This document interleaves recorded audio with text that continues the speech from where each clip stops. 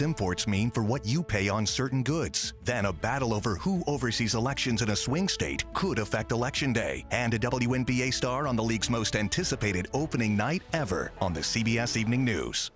A CBS News investigation. People looking for love, finding their life savings gone. This could happen to anybody. And sometimes losing their lives. Anything for love. Now streaming on the free CBS.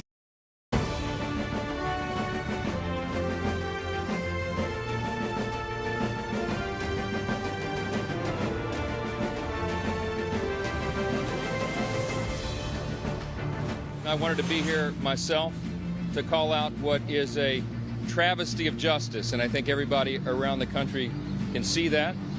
President Trump is a friend, and I wanted to be here to support him. For too long, the PRC has been playing by a different set of rules with unfair and anti-competitive economic practices. As much as I admire him, I'm hoping somebody can beat Larry Hogan. Welcome to America Decides. I'm Ed O'Keefe, CBS News in Washington. Today's a great example of what this campaign year is shaping up to be. Up in New York, former President Donald Trump's sidekicks staged a bit of a sideshow outside the Manhattan courthouse, where Trump's one-time supporter Michael Cohen endured a second day on the stand. Cohen today detailed how he arranged for payments to adult film actor Stormy Daniels and began facing cross-examination by the former president's attorneys. But the Trump team is hoping more attention is paid to a courthouse visit by the Speaker of the House, Mike Johnson, who showed up outside to defend the former president. So did potential running mates Doug Burgum and Vivek Ramaswamy, and a handful of Republican congressmen. Then there's President Biden, who here today in Washington did something he once criticized Donald Trump for doing, hiking tariffs on China. Oh, what a difference 4 years makes. After what the White House describes as a more thoughtful and studied review of potential tariffs, the president, in essence, backtracked on his 2020 attacks on Trump and is now embracing bipartisan calls to get tougher on America's #1 adversary. He's hoping the moves boost his standing with voters, believing Biden hasn't done enough to buoy the economy.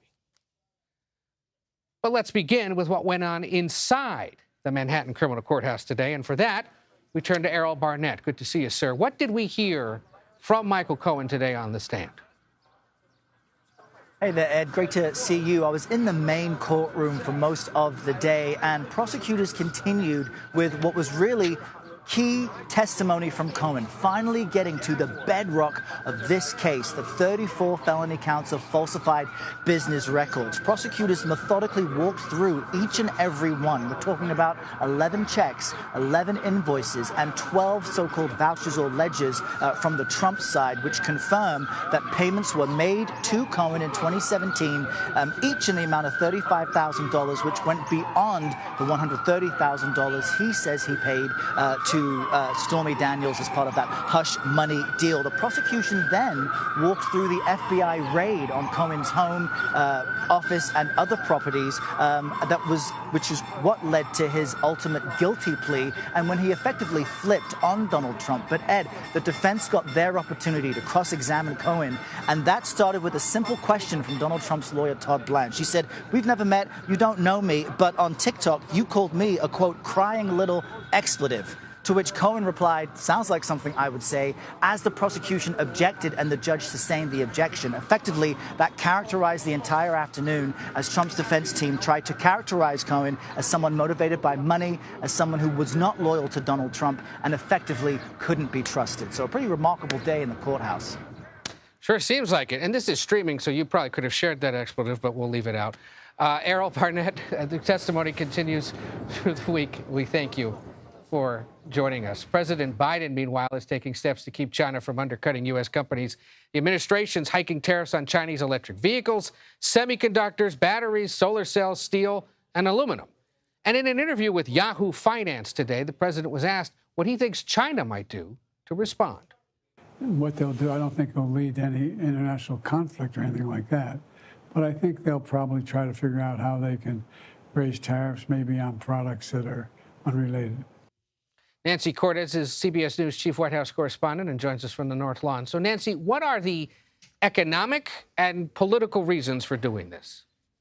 Well, let's take economic first, Ed. So the Biden administration argues that they have been watching China basically flaunt the rules for years now, that what China does is it floods certain companies with money and enables those Chinese companies in turn to lower their prices and flood the world with goods that are so cheap that other companies, U.S. companies, European companies, simply can't compete. And they've been warning China for a long time not to do this, to knock it off, and it's basically been met with deaf ears. That's in addition to cyber attacks and cyber theft and all the other things that the U.S. government has accused China of doing. And so essentially what the president is doing today is saying, OK, well, if you're going to artificially lower your prices, guess what? We are going to slap massive tariffs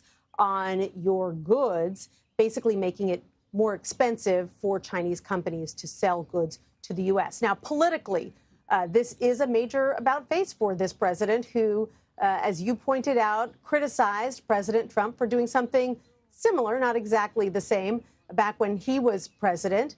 He said it would spark a trade war, but now he is embracing these tariffs, partly because it is an election year and big manufacturing states like Pennsylvania, like Wisconsin, like Michigan are states that typically tend to appreciate moves like this. Even if it doesn't mean that there's some huge rush of new manufacturing jobs in those states as a result, it is seen as standing up for U.S. manufacturing, and that was what President Biden said he was doing today. And so bottom line then, that's the economics, that's the politics of it. What does it mean for the average American consumer? That's a great question. It depends on how China responds. If China, for example, raises its prices to make up for these increased tariffs, it could mean that American consumers pay more for goods than they did before. I asked the U.S. Trade Representative Catherine Tai about that today. Take a look at what she had to say. When Trump hiked tariffs on Chinese goods, it led to some increased prices for U.S. customers. How can you be sure the same thing won't happen again? First of all, I think that link in terms of tariffs to prices has been largely debunked. What I would say is that what the president has instructed that we do is to focus on making our supply chains more resilient. So that was really interesting. Basically, the criticism from a lot of Democrats and candidate Biden for a long time was that Trump's moves to basically slap tariffs across the board on Chinese goods was going to lead to increased prices for Americans. And what the U.S. Trade Representative is now saying is that that really didn't end up being the case, and that that's part of the reason they were comfortable going the route that they did today. And, you know, it's about $18 billion of Chinese goods that are getting the tariffs will apply to. Beyond that, this is far more expansive than what Trump ever did, right? Well, what Trump did was impose tariffs across the board, not as high as the ones that we saw today. EVs, for example, going from a 25% tariff to a 100% tariff. These tariffs were targeted on about $18 billion worth of goods.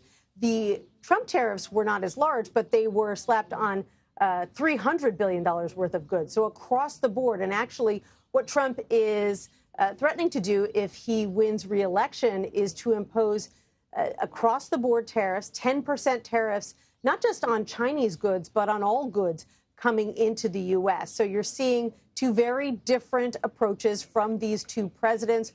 One that wants to impose these broad tariffs across the board that he says will help the American consumer, and one who is looking at these more targeted tariffs in key industries. All right. Well, we will see how it all plays out and whether it indeed does what the White House is hoping it does, which is win over skeptics concerned he's not doing enough to boost the American economy. We'll see. 174 days to go until Election Day. Nancy Cortez at the White House, thank you so much. Coming up, Israeli tanks push deeper into Rafah as battles rage in northern Gaza. Senator Tammy Duckworth joins us next for the latest on the war and the surgeon stuck in Gaza she says once saved her life. You're streaming America Decides.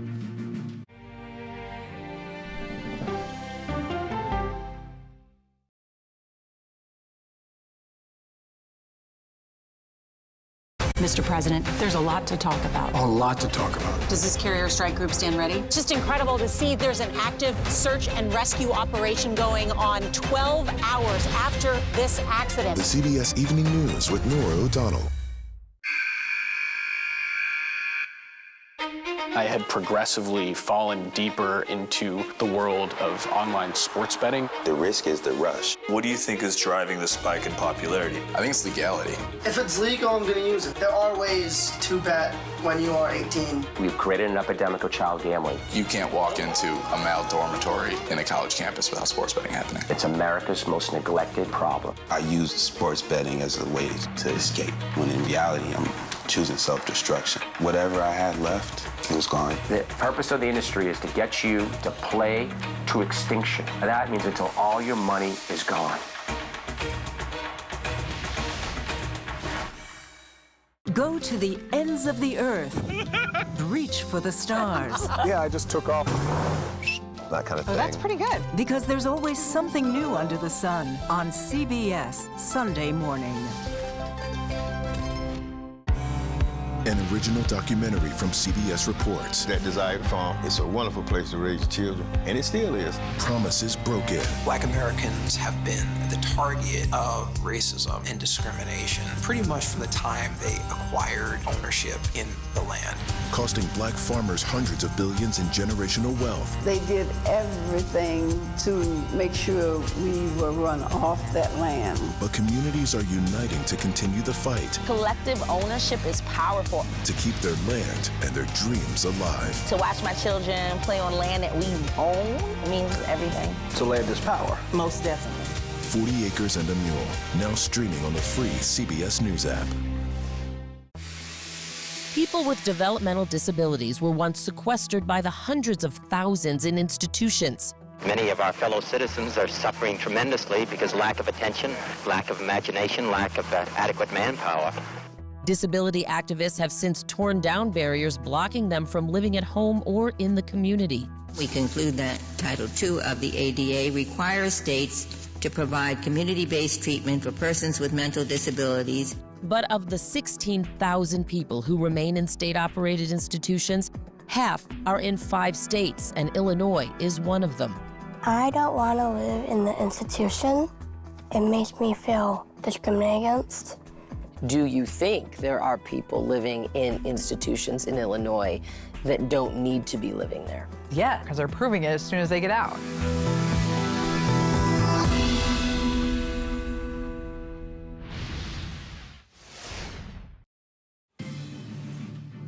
Israeli forces forged deeper into Rafah today, raising fears of more civilian casualties in the Israel-Hamas war.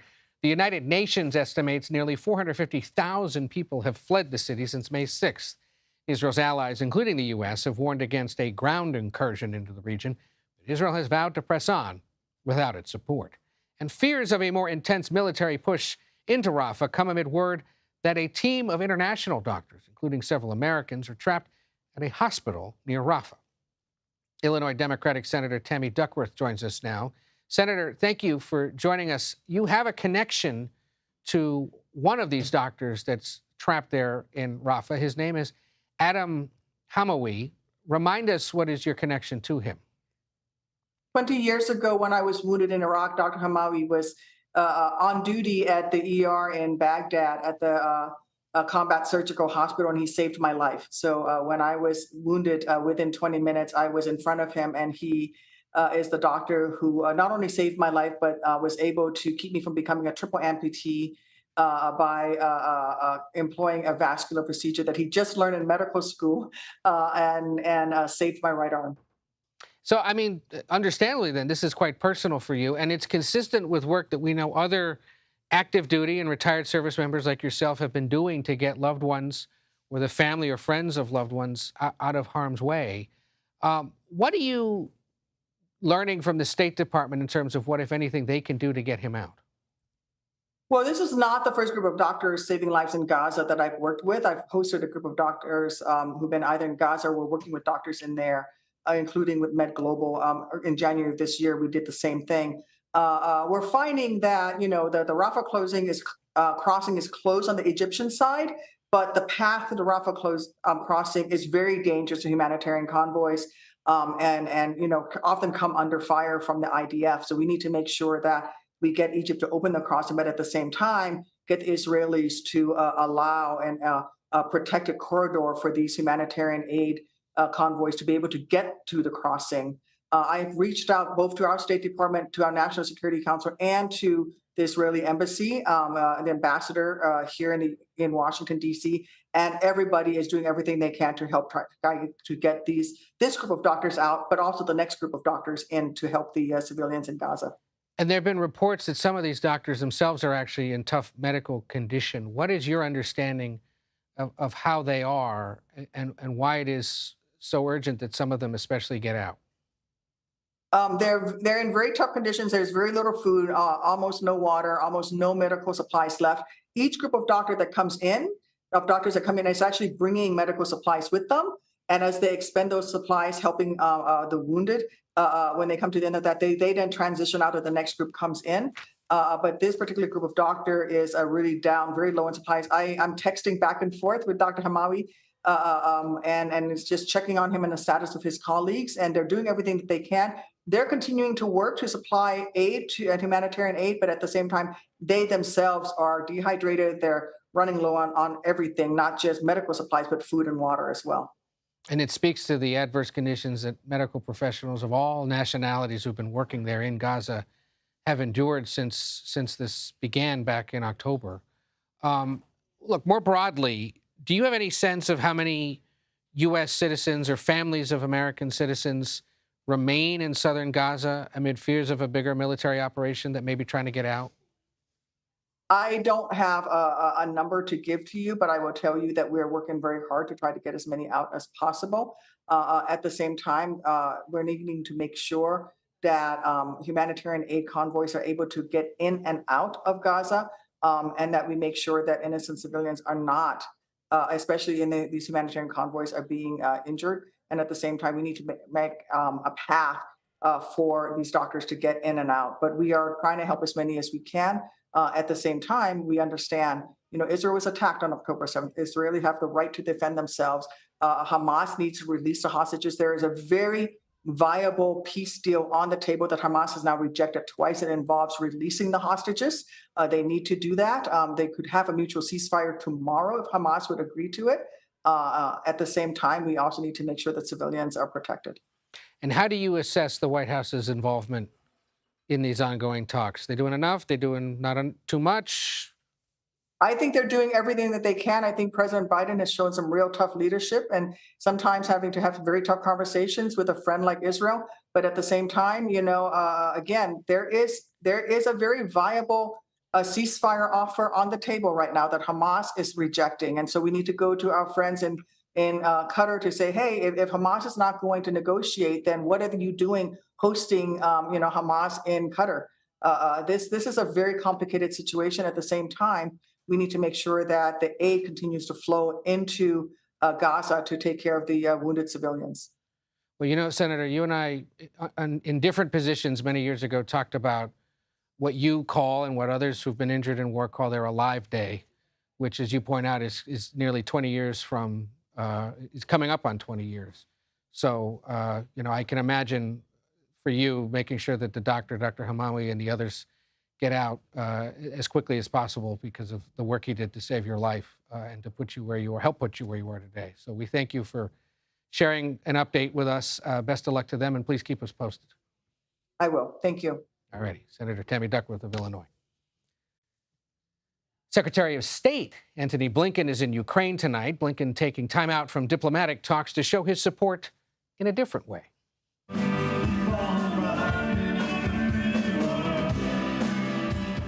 That is your Secretary of State playing the guitar in an underground bar in Kyiv. He joined a Ukrainian group and sang the chorus to Rockin' in the Free World. For the uninitiated, that is a political rock song by the great Neil Young.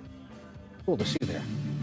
It is Decision Day in Maryland as voters head to the polls to pick the Democrat that will face off against former Governor Larry Hogan for the state's U.S. Senate seat. We are tracking that primary and the votes in West Virginia and Nebraska. Stay with us. You're streaming America Decides.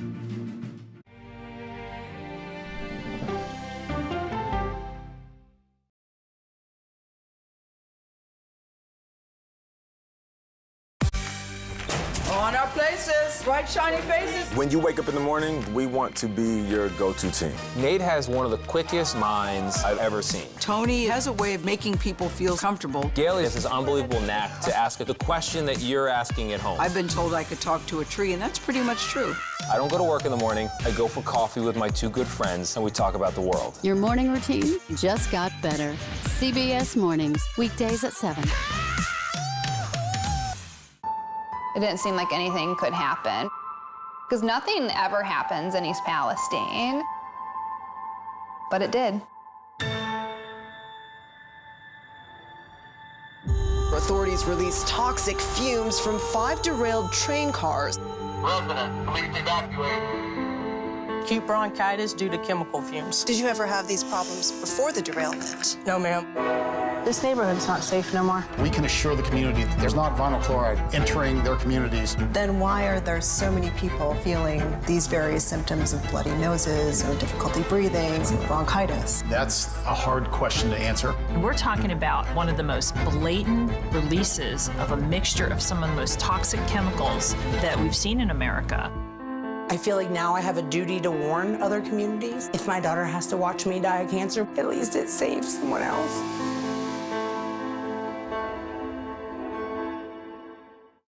This case. It's like a screenplay, something straight out of Hollywood. But it's not fiction. It's 48 hours. Human remains found this week. 4 families shattered. There's no physical evidence. The mystery would haunt investigators for years. There's some questions that have to be asked and need to be answered.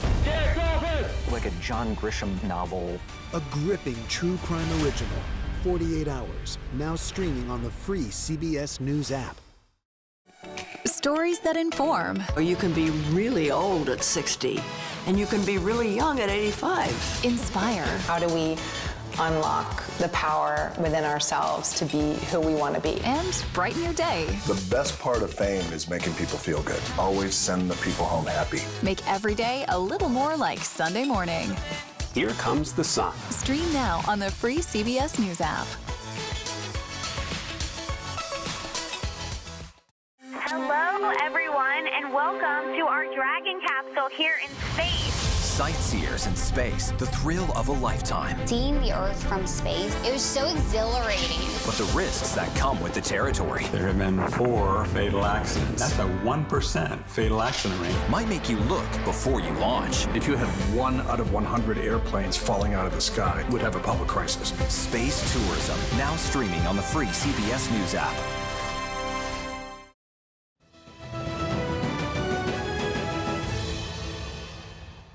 The data desk. And that's because voters in Maryland, West Virginia, and Nebraska are casting ballots in their state's primary contests today. In the Free State, Senate candidates are vying to replace the retiring Democrat Ben Cardin. That party's primary is a tight one between Congressman David Trone and Prince George's County Executive Angela Alsobrooks. The winner is set to face Republican Larry Hogan. The state's former governor casting his ballot earlier today. He's long been a Trump critic and has pitched himself as a moderate willing to bridge the divide in Washington. Anthony Salvanto and Scott McFarland join us now. Anthony is our Executive Director of Elections and Surveys. Scott, of course, a CBS News congressional correspondent. We begin with you, Mr. McFarland. What are the differences, the big differences, between David Trone and Angela Alsobrooks? Oh, they'll make a lot of arguments, Ed, about the many, many differences between them. But when it comes to policy and big picture of the U.S. Senate, they're very much aligned. 2 progressive Democrats representing a very blue state. So really, the more fundamental, practical bottom line is money. David Trone is a wealthy man and has spent tens of millions of dollars on his congressional races and on this Senate primary just to win the nomination, and would enter a general election equipped with his own money to fund a very tough battle against potentially a very popular Republican. As he voted this morning in Potomac, Maryland, I asked Congressman Trone how much he'd be willing to spend. Take a listen. We're going to spend whatever it takes to beat Larry Hogan. We have to hold the Democratic majority in the U.S. Senate. I mean, it's just that simple. We cannot go back to MAGA tax policies. We cannot go back to not having a chance to rectify the Dobbs decision. You know, we have big things we have to accomplish in Washington. On Ed, they split up all the powerful endorsements. Mr. Trone has some, Ms. Also Brooks has some. She has the governor behind her. She also has the endorsement of Emily's list, which supports women candidates who support women's reproductive rights. By all accounts, this promises to be close, and whoever wins the opportunity to try to beat Larry Hogan in Maryland. Very difficult thing. We can't understate how nasty and personal this primary has gotten, because you're right. Otherwise, on policy, they agree on just about everything. But it's come down to strategy and race and gender and geography, and it's exactly what Democrats were hoping to avoid, because, Anthony Salvanto, this now stands the chance of becoming a competitive Senate contest. What exactly are you watching for in the Free State tonight? Indeed, Ed. Start with this, and I'll go back to 2020. This is the presidential race in Maryland. The reason we don't talk about Maryland a lot is this blue section right here between D.C. and Baltimore. Democrats do exceptionally well, and they run up the score. But hold on, you mentioned Larry Hogan. Well, a lot of folks think, he's obviously the favorite there on the Republican side for the Senate seat. So let me show you his map from 2018, because this is what's going to have some Democrats nervous. This map just got a lot redder, especially this area in here between D.C. and Baltimore. Not only that, but he also managed to hold down Democratic margins as you get further out in those D.C. suburbs. And this is something we'll talk about more as the campaign rolls on. But the bigger point here then is, if Larry Hogan has a track record of winning in Maryland, then, we fast forward to tonight and we start saying, okay, what happens as this plays out? It might be a contest between whether Democrats are trying to aim to run up that score in and around D.C., also Brooks is from here, from Prince George's County, or David Trone, who represents this part of the state, and maybe run up the score a little bit more in some of those suburbs. I don't know, but that's the argument that they're making, and some of the vote patterns we see tonight might start to tell that story, Ed. We shall see. There's also a competitive congressional primary in the 3rd District. Scott McFarland, it's a retiring Congressman, John Sarbanes, but one of the names, one of the faces involved in this is quite well known to viewers of the news. Capitol Police Officer Harry Dunn, former Capitol Police Officer Harry Dunn, running for that seat. Tell us about his candidacy. Well, he has raised nearly $5 million in his first run for office, and let that just sink in for a moment. One of the top challengers among the 24 others running for this nomination is a state senator named Sarah Elfreth, who represents Annapolis and kind of the eastern part of that congressional district. It can be very competitive. It likely will be very close. Whoever wins that primary is an overwhelming favorite in November, so we watch to see for the results there. But I'll also add, Ed, the race to succeed David Trone in that western Maryland district also is competitive. And that may be one that's tight in November. That might be an actual general election fight, a rare thing in a blue state. Yeah. Real quick, there is also a Senate primary in West Virginia tonight. We're expecting the state's governor, Jim Justice, to become the Republican nominee and probably run away with it.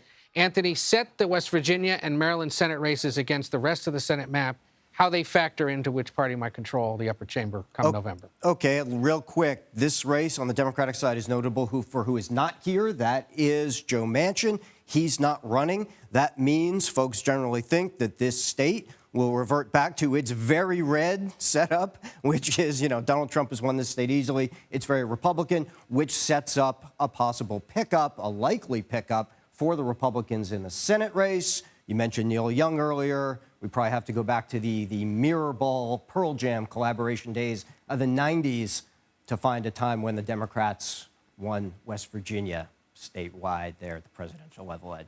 That was a deep reference there, Anthony Salvanto. Impressive. I applaud you for that one. Anthony Salvanto and Scott McFarland taking a look at politics here in the Mid-Atlantic, the DMV area, and how they'll factor into the national contests come November. Thank you both. You know who ultimately actually cast the vote on this case? It's not just the jurors in that jury box. It's every one of you at home. It's every American who votes this November. We'll talk a bit more about the Trump criminal case sideshow as former President Trump's trial turns into a tryout. The allies and VP contenders who are making their cases in Lower Manhattan. You're streaming America Decides.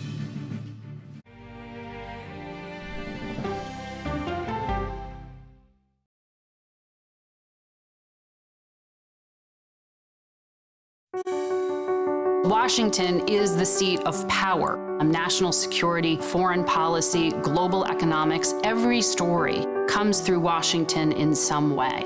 We bring some of the most powerful voices in America to the table. We don't just ask the questions, you have to go deeper. We try to understand what's at the heart of the issue we're talking about, to then come forward with solutions. Face the Nation on CBS. The justices ruled that Harvard and the University of North Carolina violated the Constitution. In the aftermath of the Supreme Court decision to end affirmative action in college admissions, uncertainty sets in for some students of color. Affirmative action really gave us an equal opportunity. CBS Reports explores the historic decision and what it means for those chasing an opportunity to change their lives. I knew that college was the ticket to break this cycle. The end of affirmative action, now streaming on the free CBS News app.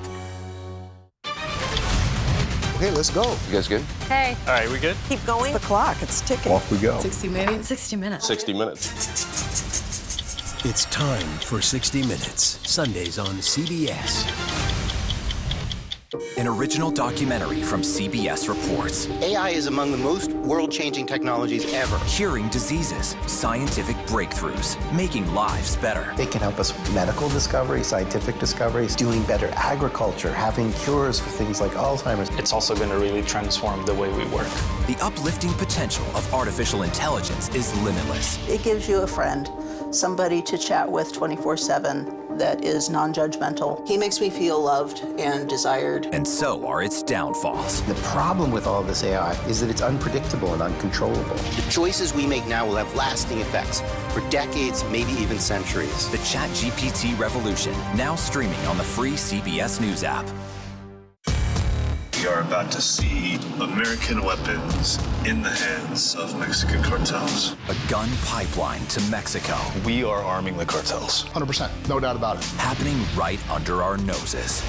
Who's doing something about this? Nobody. A CBS Reports exclusive. Most Americans have no idea that we are effectively arming the enemy next door. This is the story the American people need to know. Arming cartels, now streaming on the free CBS News app.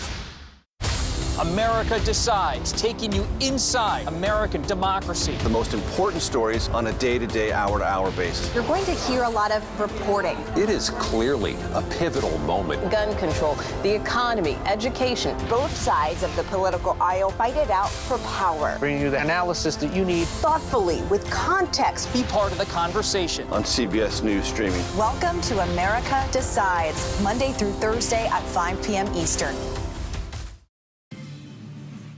Welcome back to America Decides. Thanks for sticking with us. Several political allies of former President Donald Trump attended his criminal hush money trial in Manhattan today. That includes several members of Congress and some of his former rivals for the 2024 Republican presidential nomination. Our Robert Costa is outside the courthouse in Manhattan, where it's been a bit of a day inside and outside the courthouse. Bob, the appearance especially of Speaker Johnson, curious what that sort of says about the former president's hold over the Republican Party. It said a lot about where the Republican Party is right now, Ed. You see the Speaker of the House, second in line to the presidency, showing up here in Lower Manhattan to show his own solidarity with former President Donald Trump. His appearance was relatively muted. I stood just a few steps away from the Speaker as he addressed reporters in the park nearby. The courthouse, he said he was there to show support for Trump, but he did not take any questions, and he sort of rushed away quickly after making a few minutes of a statement.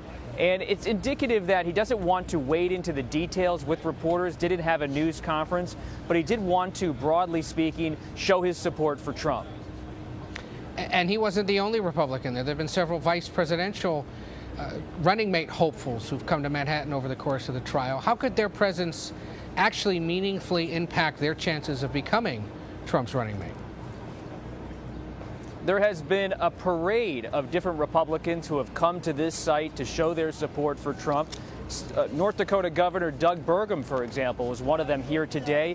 He is largely seen as a real contender to be Trump's running mate. Also, Vivek Ramaswamy, the former presidential candidate, was here, and I had a chance to speak with him. Let's listen. Everyone's talking about the Do you believe temperature. Republicans will stand by him even if he's convicted? I think every American should stand by him, especially because of the injustice of this prosecution. But are there any cracks in the Republican Party as this trial unfolds? I think it's about Americans, right? I don't look at the partisan nature of this. So you see from Vivek Ramaswamy a lot of support for Trump, but this is also about the Republican Party holding together. I asked Ramaswamy, do you see any cracks in the party? He, of course, said he did not see any at all at this moment. This is a Republican Party, whether it's former rivals of Trump in the presidential race on Capitol Hill. This is a party that's standing with its likely nominee, the expected nominee. They're not getting into this case and the character questions that are hovering over it. Instead, they see this, in their view, as a political enterprise that's being mounted by the attorney here in Manhattan, the District Attorney Alvin Bragg, and they're attacking him again and again, essentially echoing how Trump is approaching this case. And it shows how, while this is a legal matter playing out hour by hour, it is also charged by politics coming in the center of the political campaign. And we should point out these visits come, of course, as Michael Cohen continues his testimony inside the courtroom. You know him, you've talked to him about this in advance, and you've been monitoring his testimony throughout the day. Your impressions of how he's done on the stand? He has been relatively calm. There have been times in interviews and in public appearances and sometimes on the stand where Cohen can be combative and volatile, but he has been relatively contained during his testimony, working with the prosecution during the early set of questions. It's gotten a bit different as the defense has begun its cross-examination, Cohen leaning in a bit more into his answers, showing a bit more of emotion, a bit more of attitude that is typical of Michael Cohen from these types of settings. Robert Costa outside Manhattan Criminal Court there in New York. Thank you. Thank you. Let's pick up on this a bit more with Molly Ball and Kadia Goba. Molly is a senior political correspondent for the Wall Street Journal. Kadia is a political reporter for Semaphore, that yellow publication, if you ever get it in your email or read it online. It's also her birthday. Can you believe she's spending it with us? Happy birthday. Thank you. So you get the first question. Sure. What do you make of all this going on in New York? Why are these guys going up there? Yeah, so especially the speaker.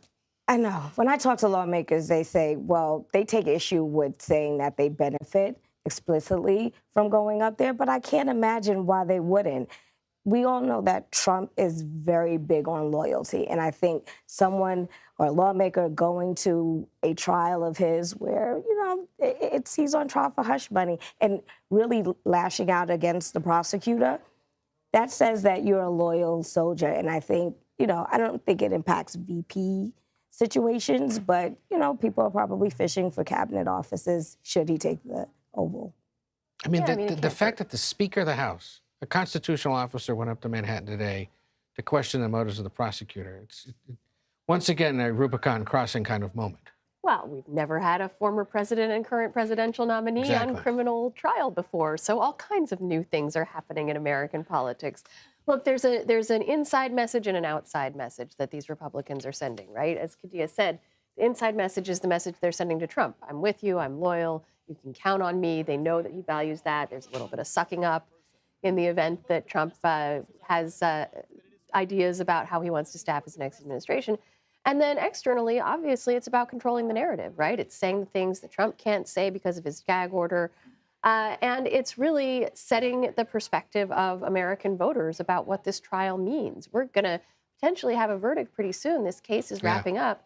And it's going to all be about, depending on how it goes for Trump, how the public views this trial. Do they view the charges as legitimate, or do they come to see it through his frame? And I think we've seen some evidence in the way the polls have moved over the course of the trial that more and more voters are seeing it through the prism that Trump wants them to see it, the political frame. Right. And here we are talking about the sidekicks that showed up and not the guy who was on the stand today. We talked about him earlier, but we're taking time away from discussion the substance of the trial to talk about the politics because we've never seen anything quite like this before.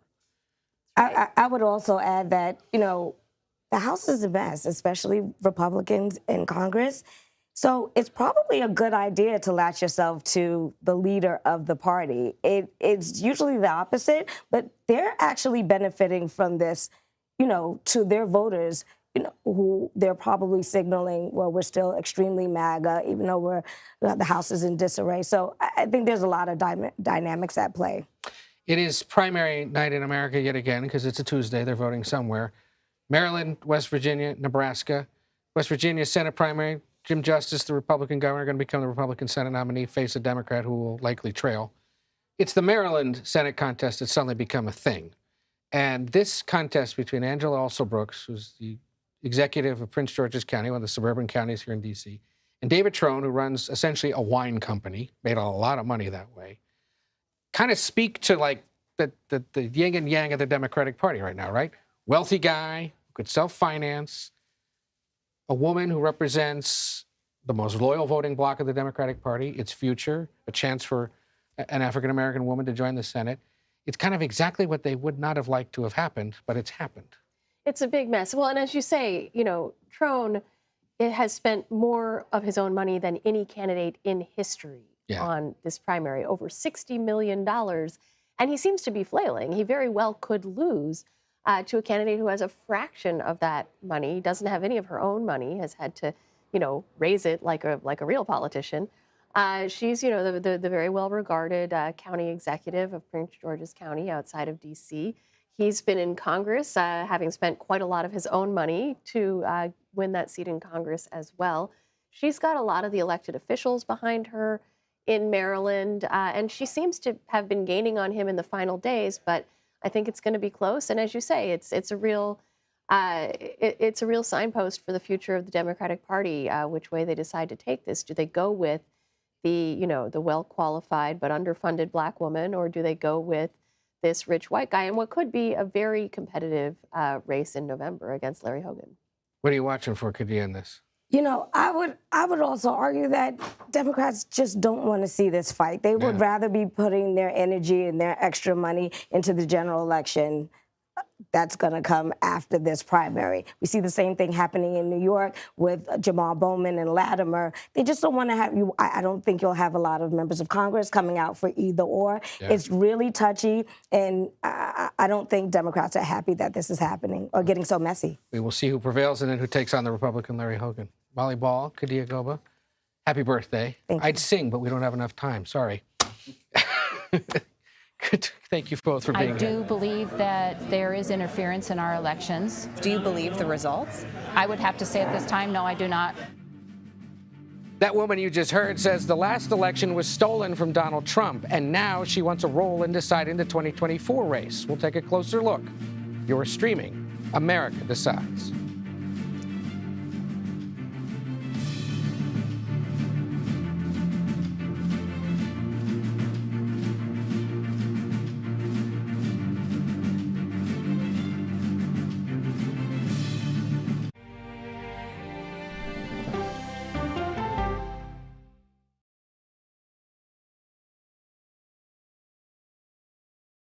Go to the ends of the earth. Right now. We got something crazy.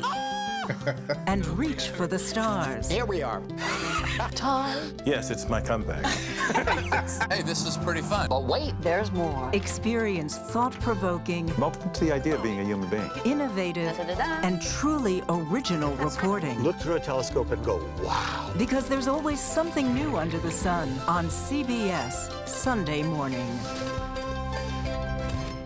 At this moment, terrorists could be plotting another attack. 9/11 triggered a counter-terrorist system that included a secret database. This person needs a closer look. A growing list of nearly 2 million people, including some Americans who say they're innocent. For 1 hour flight, I have to spend 6 hours to go and come back. CBS Reports explores the system, the people responsible for it, and those pushing for change. I'm not fighting against them. I'm fighting for them to do the right thing.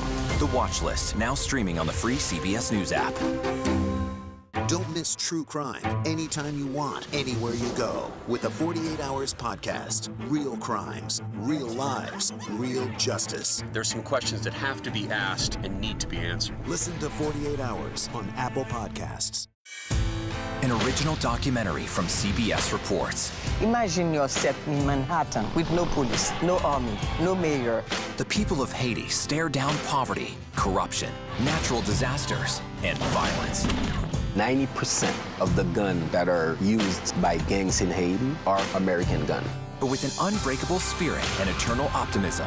There are days where I cry, but we can't be discouraged. We still believe in Haiti. They're still able to look ahead with hope.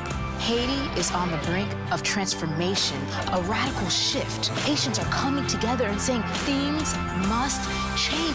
Fighting for Haiti, now streaming on the free CBS News app. Hey there, welcome to The Uplift. I thought she was a groom, and I stepped back and I went, oh, you're the queen. She's going to be with me every instant that I'm alive. I just wanted to see if you'd go to Disneyland with me today. I look over at him and he's smiling. I'm going to remember that the rest of my life. They told us when he was going to be born, he was only going to live for 30 minutes. It's really a miracle that he's with us today. The Uplift. Stream now on the free CBS News app. When you wake up in the morning, we want to be your go-to team. On our places, bright, shiny faces. I don't go to work in the morning. I go for coffee with my two good friends, and we talk about the world. Your morning routine just got better. CBS Mornings. At the CBS Evening News, we focus on solutions, finding solutions to healthcare problems, how much money we can spend on the groceries, finding solutions to help people understand what are the right choices to make for you and your family. A new CBS News investigation explores how those who still don't believe the 2020 election results are affecting the one happening this year. There are nearly 80 officials working in election oversight positions across 7 swing states who are considered election deniers by CBS News. That means they either don't believe in the 2020 results, refuse to certify that election, publicly supported the January 6th Capitol riots, or have pushed election conspiracies. CBS News political correspondent Caitlin Huey-Burns has been looking into this with our investigative unit and is here with us now. Good to see you. Good to see you. You traveled out to Nevada as part of this investigation. Yeah. Talk to us about what that trip revealed to you. Yeah, well, as you know, Nevada is a critical battleground state, always has been. Washoe County is a swing county in a swing state. And when you think of Nevada, you think, yes, they are consequential when it comes to the presidential election, often balance of power in the U.S. Senate. But one of the most, arguably important races happening there is one you may not have heard of, which is for county commission. Now, the county commission essentially oversees elections. They appoint the top election official, they set the budget for elections, and most importantly, they certify elections. And there is a very hotly contested commission race happening in Washoe, which includes Reno. This is the second largest city in Nevada, or county in Nevada, so critical area there. And there is a wealthy right-wing donor activist who has espoused all sorts of election conspiracy theories and has been promoted by people like Steve Bannon and others, trying to kind of put his thumb on the scale in this race. He has spent heavily on this commission race. He has really essentially said that he wants to shape this commission. He just needs one more vote to have a majority to be able to go his way. It's a good example of wealthy donors swaying local elections that are going to have national implications potentially. Yeah, and there's a reason for it, because this is where it's all happening, right? I mean, we interviewed him and he essentially acknowledged to us, yeah, lots of people are paying attention to the House, the Senate, the presidency, but this is where you really make a difference. Now, you spoke with Nevada's Secretary of State, who is a Democrat. Right. Obviously, for partisan reasons, would be concerned about this, but it runs deeper than that. What did he tell you? That's right. Of course, he oversees elections in the state, but elections are run at the county level. And so he was very concerned about this type of activism in these races. Let's take a listen to what he had to say. I think it's important to realize that we are in a national election. That national election is be run at the local level. And at that local level, they can completely shut down the election for the state and for the nation. And that just underscores, what we're talking about here in the stakes, right? We don't have a national election. Elections are run at the local level, and they're not even run at the state level. They're, administered by local officials. So this is kind of the frontier to look at when we're talking about election denialism. And all of this comes as we continue to hear prominent Republican leaders across the country not commit to accepting the results of the 2024 elections. That's exactly right. And we've seen that recently with prominent Republicans who are supporting Donald Trump. So they are kind of top surrogates for him on high-profile shows or, appearing with him during his court cases, not committing to accepting the results of this election. And that's something we should watch for, with every candidate, right? Are you committed to these results? We also know that the RNC has been very active in filing lawsuits across the country. In Nevada, for example, they filed a lawsuit challenging Nevada law, which allows you to count mail-in ballots a few days after Election Day, as long as they're postmarked by Election Day. They want to now prevent that, Republicans do. So that's another kind of thing to watch for, are all of these lawsuits preemptively ahead of this election. The biggest debate going into November may be, what is the definition of a fair election? Because that's what we keep hearing these Republican leaders say. Well, if it's fair, I'll support the results. The big if, right? And so as you well note, that there have been all of these caveats, conditions to supporting the election, and something that you and I are going to be watching and following and holding people accountable for. Yes, indeed. Caitlin Huey-Burns, thank you for that, and to the investigative unit. And coming up, President Biden gets the backing of the largest Latino civil rights organization. Why that matters, heading into November. You're streaming America Decides.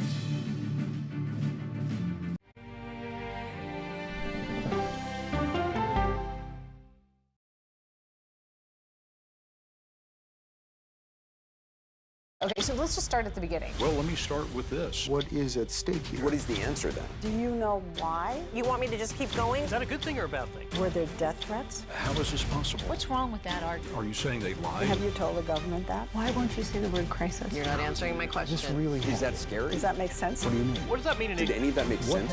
What's your response? What happened? Why? It's time for the CBS News Original 60 Minutes, Sunday on CBS and streaming on Paramount+. There is no more room in our city. New York City is receiving record numbers of migrants. Today, we're going to have more than 500 adults and children come through that door.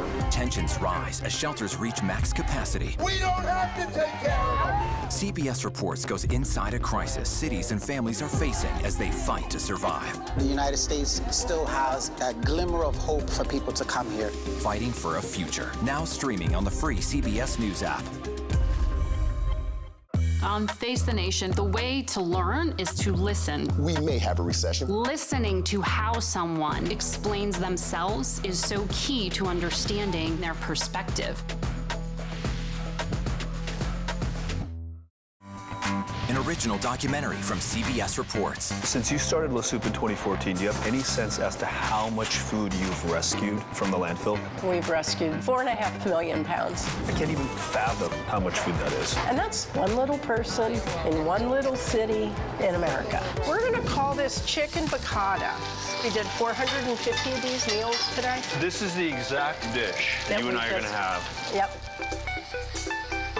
Oh, really good. Is it good? Mm-hmm. Having a plan of how to keep people fed should be in every single city. So if we eliminated food waste, could we eliminate hunger?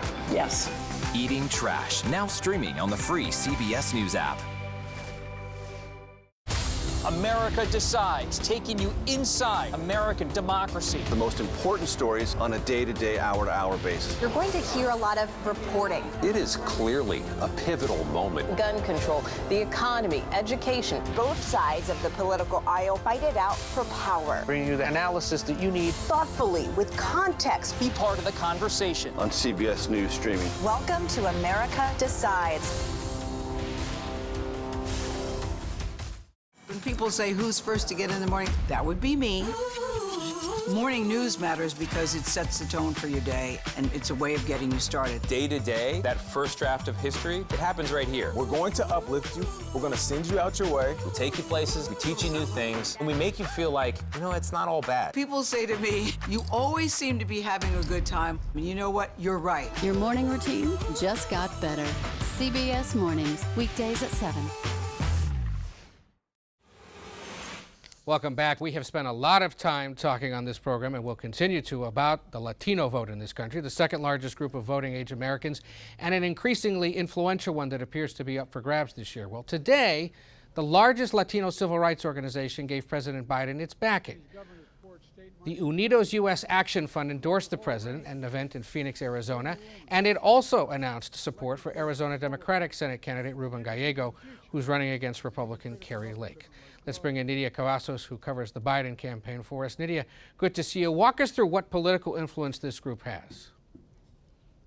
Ed, we're talking about the largest Latino civil rights organization in the country, and it has an extensive political influence, especially when it comes to mobilizing Latino voters. This is a group that has the resources to focus on outreach efforts and to make sure that the over 36.2 million Latinos in the country who are currently eligible to vote will actually go on to do so in November of 2024. But we know, of course, that before this, they have to register, and so a lot of their efforts are focused on voter registration. And now, while Unidos U.S. Action Fund did endorse Biden for re-election, their president told me that they're also calling on the Biden and Harris campaign to do more to reach out to Latino voters, but on the ground. Let's take a listen. One of the biggest barriers to voter turnout has been a lack of investment in mobilizing in Latino voters. We saw last election that very few Latino voters were actually contacted by either party or by the candidates to go out and either register to vote and vote on election day. Now, Unidos U.S. Action Fund will be helping President Biden when it comes to doing the outreach for Latinos, because they'll be focused on key swing states like Arizona. They're going to be reaching out to voters in conventional ways such as door knocking. They're going to be making phone calls and really making an effort to meet these Latinos in person so that they can deliver the necessary information so that they can know where to vote, how to vote, and can actually go on to do so in November. Ed? Nydia Cavazos tracking the Biden campaign and the all-important Latino vote. Thank you so much. In other news, Robert F. Kennedy Jr.'s campaign says they've turned in the required amount of signatures to get on the ballot in November in Texas. After announcing that, the independent presidential candidate rallied voters in Austin alongside his running mate, Nicole Shanahan. Our Ali Novello is covering RFK Jr.'s campaign for CBS News and is back from Austin with a little more on how this all went. So walk us through what Kennedy being on the ballot in places like Texas now means and how the process of getting on the ballot is going in the rest of the country. Absolutely. So getting on the ballot in Texas is no easy feat. You need well over 113,000 signatures, right? And so getting on the ballot in Texas for Kennedy is a huge win because it means he's one step closer to reaching his goal of getting on the ballot in all 50 states. He said he's hoping to accomplish this goal by the end of July. Yesterday at his voter rally in Austin, Texas, he said Texas and New York were two of the most difficult states for him. So again, it's a huge win. And this map here shows us the 6 states in yellow where he's on the ballot, the 8 or so now where he says he's got enough signatures to be on the ballot but hasn't turned in the ballots. Why not? Well, it's a strategic effort by the campaign. If he turns in the signatures, he leaves more room for his political opponents to challenge the validity of those signatures. So the longer they wait, the less time his opponents have. All right, so he's playing games with the Ballot Access Project as well. Now, Nicole Shanahan being there was notable because we haven't really seen her in this setting, this sort of rally setting. What did she have to say? How was she received? That's right. So her speech was similar to the speech she gave during her Revelation event in California at the end of March. She talked about food production, soil, clean water, and she talked about her path to becoming an independent candidate as a former Democrat. Let's take a listen.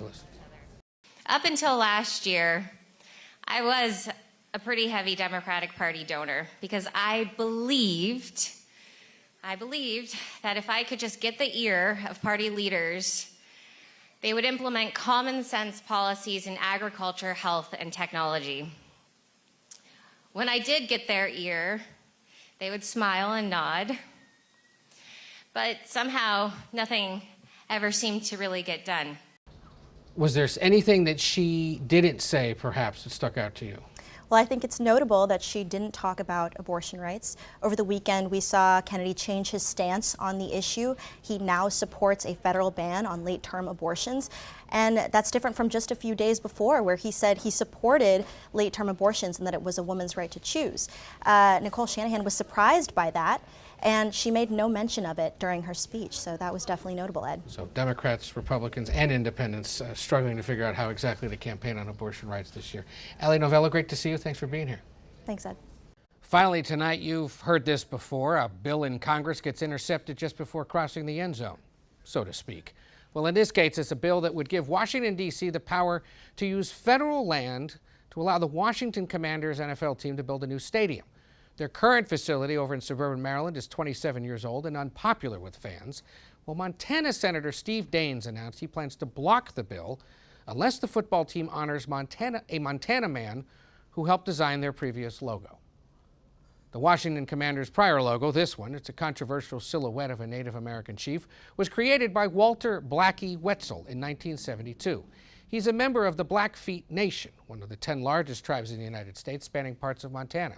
We should point out, Daines isn't calling for the return of the previous team name, just wants to ensure that they honor that previous logo. That does it for today. We'll be back with another episode of America Decides tomorrow at 5 p.m. Eastern. The Daily Report with John Dickerson starts now.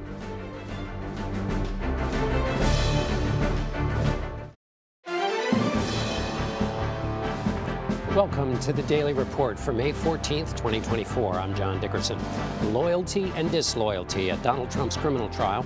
On the stand, a disloyal lieutenant alleging a scheme to hide Trump's disloyalty to